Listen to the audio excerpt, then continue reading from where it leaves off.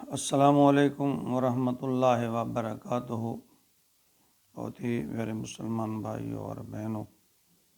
میں غلام مصطفیٰ ہوں اور آپ دیکھ رہے ہیں میرا چینل پیام اسلام، جس پہ میں اللہ اور اللہ کے رسول کا پیغام آپ تک پہنچانے کی کوشش کرتا ہوں۔ درس قرآن کے سلسلہ میں آج کا ہمارا سبق سورۃ المائدہ آیت نمبر 72 ہے۔ اعوذ باللہ من الشیطان الرجیم، بسم اللہ الرحمن الرحیم۔ لقد کفر الذین قالوا ان اللہ هو المسیح ابن مریم وقال المسیح یا بنی اسرائیل اعبدوا اللہ ربی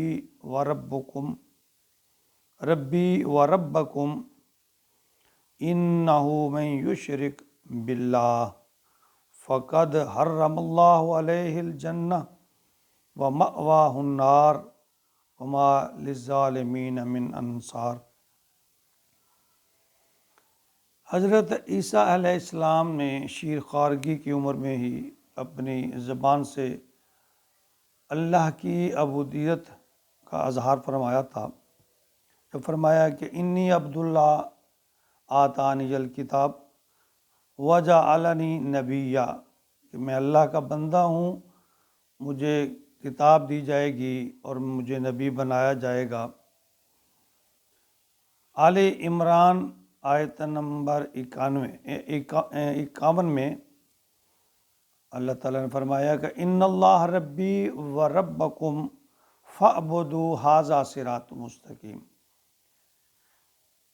یعنی حضرت عیسیٰ علیہ السلام کے بارے میں یہ فرمایا جاتا ہے کہ غلو سے کام نہ لو، کہ بے شک ان اللہ ربی و رب، وہ رب ہی اللہ جو ہے وہ رب آپ کا بھی ہے میرا بھی ہے۔ فاعبدوا، پس اللہ فرما رہے ہیں کہ اللہ کی عبادت کرو، ھذا صراط مستقیم، یہی سیدھا رستہ ہے۔ بنی اسرائیل نے غلو سے کام لیتے ہوئے حضرت عیسیٰ علیہ السلام کو اللہ کا بیٹا بنانے کی کوشش کی، تو آپ نے اس کو رد فرمایا۔ لقد کفر الذین، جب کہا کافروں نے، قالوا ان اللہ، جب کفر کیا ان لوگوں نے، لقد کفر الذین، کفر کیا ان لوگوں نے، قالو کہنے لگے، ان اللہ، کہ بے شک اللہ هو المسیح ابن مریم، مسیح ابن مریم ہی ہے، کہ اللہ نعوذ باللہ مسیح ابن مریم ہی ہے۔ وقال المسیح، جبکہ مسیح نے یہ کہا، یا بنی اسرائیل، اے بنی اسرائیل والو، اعبدوا اللہ ربی و ربکم، تم عبادت کرو اللہ کی جو رب ہے میرا بھی اور آپ کا بھی۔ یعنی حضرت عیسیٰ علیہ السلام نے اس بات کو یکسر رد کرتے ہوئے فرمایا، جواب دیا۔ یہ اللہ تعالیٰ سوال و جواب پیش کر رہے ہیں۔ انہ من یشرک باللہ، بے شک جس نے شرک کیا اللہ کے ساتھ، فقد حرم اللہ، اللہ نے حرام کر دی اس پر، علیہ الجنہ، جنت، اس پر جنت میں جانا اللہ تعالیٰ نے اس پر حرام کر دیا۔ ومأواہ النار، اس کا ٹھکانہ آگ ہے، وما للظالمین من انصار،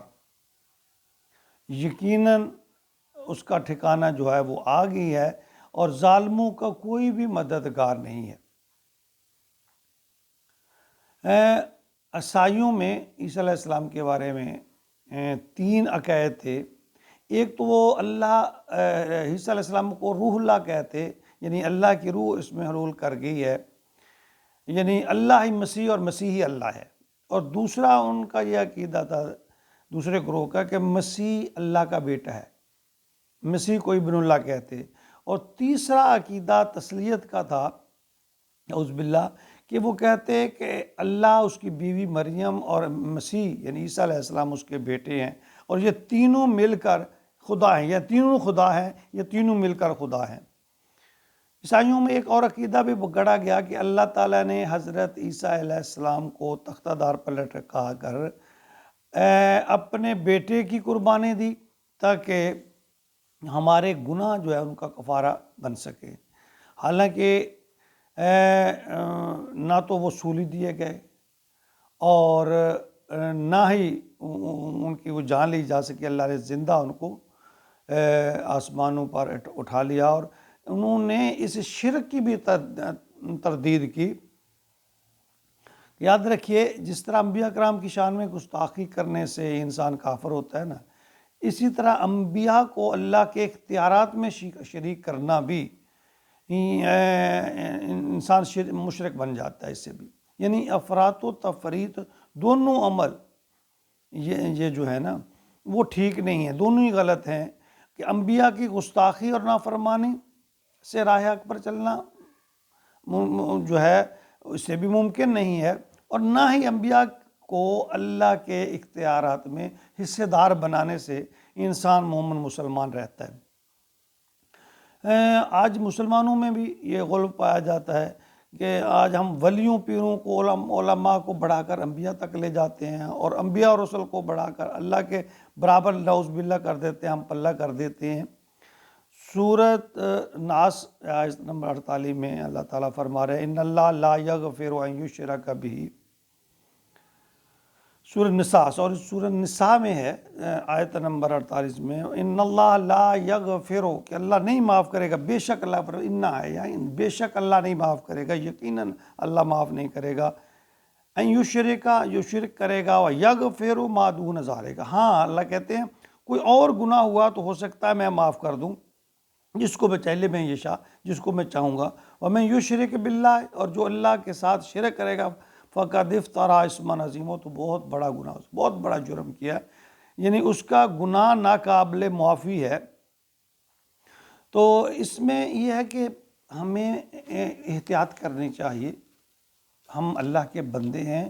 اور انبیاء بھی اللہ کے بندے ہیں، لیکن وہ اول البشر ہیں، سب سے بہترین انسان ہے مخلوق میں سے، لیکن یہ نہیں ہے کہ وہ اللہ کے شریک ہیں، حصے دار ہیں، یا اللہ کے اختیارات میں ان کا کچھ اختیارات ہے، ایسا ہرگز نہیں ہے۔ اللہ کے بعد رتبہ انبیاء کا ہے، بعد از بزرگ تو ہی قصہ مختصر، کہ اگر اللہ کے بعد کسی کا مقام ہے تو انبیاء کا ہے، لیکن انبیاء انسان ہیں اور انسانوں میں سے افضل ہیں، سب سے افضل ہیں۔ یہ عقیدہ جو ہے توحید پر مبنی ہے، اس کو احتیاط کرنی چاہیے، نہ تو ہم جھگڑتے ہیں خواہ مخواہ، فلاں بزرگ فلاں ولی اللہ بڑے ٹھیک ہے، ان کا رتبہ اللہ نے جو دیا ہے، دیکھیں نہ ہم اسے کم کر سکتے ہیں نہ بڑھا سکتے ہیں، خام کا ضد میں پڑے ہوئے ہیں۔ ایک کسی بزرگ کو اٹھاتا ہے جس کا رتبہ بڑا ہے، دوسرا اٹھتا ہے یہ نہیں اہل بیت کا رتبہ بہت زیادہ، تیسرا کہتا ہے جی صحابہ کرام، ہر کسی کا مقام ہے، ہر کسی کا رتبہ اعلیٰ افضل ہے، ہر اپنے اپنے مقام پر، ہم کسی کا رتبہ نہ کم کر سکتے ہیں نہ بڑھا سکتے ہیں۔ خام خواہ سے عزت میں ہمیں تو اتباع کرنی چاہیے، ہم جس بزرگ ولی پیر کو جس کو مانتے ہیں وہ نیک ہے تو ہمیں اس کی اتباع فرما برداری کرنی چاہیے، اس کے راستے پر چلنا چاہیے۔ خام خواہ یہ ضد انا، یہ مسل کی یہ جھگڑے، ان میں ہم پڑھ کے کچھ نہیں حاصل ہوتا۔ اگر اچھا آدمی ہے، بزرگ ہے، نیک آپ سمجھتے ہیں، اس کی اتباع بھی کریں، فرما برداری کریں، عزت کریں، اسے احترام دیں، لیکن جھگڑے میں نہ پڑیں فلاں بہتر ہے فلاں سے فلاں بہتر ہے۔ یعنی اگر ہم ایک عام ولی اللہ کو اٹھا کے صحابی کے برابر لے جائیں گے اور صحابی کو نعوذ باللہ نبی صلی اللہ علیہ وسلم کے اختیارات کے برابر لے جائیں گے، یہ ہر کسی کا اپنا اپنا مقام، وہیں رہنے دیجئے، اور اس میں جھگڑا نہیں کرنا چاہیے ایسی باتوں میں، خام خواہ ہم ایک دوسرے کے زدہ بس اللہ نے ان کا مقام ہے وہ بہت بلند ہے، اور اللہ نے کر دیا، ہم اسے کم نہیں کر سکتے، کوئی نہیں کم کر سکتا۔